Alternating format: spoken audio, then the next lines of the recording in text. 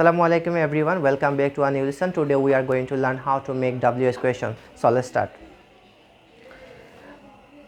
WH word, auxiliary verb, subject plus বাকি অংশ দ্বারা এই স্ট্রাকচার ফলো করে WH question তৈরি করা যায়। For example, he goes to school. যদি কোনো স্থানের নিচে আন্ডারলাইন করা থাকে তাহলে আমরা হোয়ার দ্বারা কোয়েশ্চেন করব। এবং আমরা প্রথমে স্কুল এটা স্থান, এই জন্য আমরা হোয়ার নিয়ে আসলাম।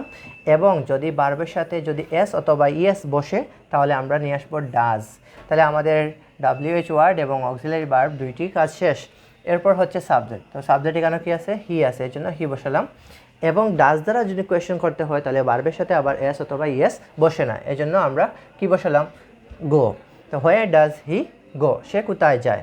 2 number question, Raju watches TV. Raju কি দেখে? রাজু টিভি দেখে। এই টিভির জন্য আমরা নিয়ে আসলাম হোয়াট, এবং ভার্বের সাথে কি আছে? এস অথবা ইএস আছে, ইএস আছে, এই জন্য আমরা নিয়ে আসলাম does.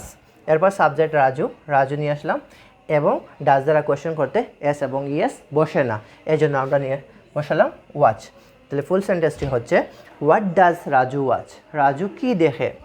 3 number question, you like to read books. তুমি বই পড়তে পছন্দ করো। তাহলে এখানে বুকসের নিচে আন্ডারলাইন করা আছে, এই জন্য আমরা হোয়াট নিয়ে আসলাম। এখন সাবজেক্টের পরে আছে ভার্বের প্রেজেন্ট ফর্ম।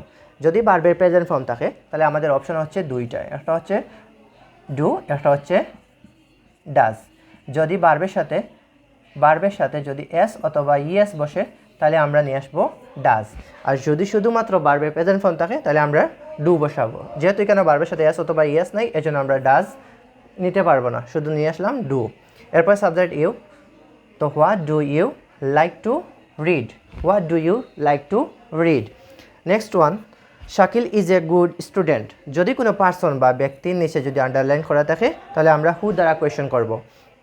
তাহলে who is a good student? Thank you everyone, আসসালামু আলাইকুম।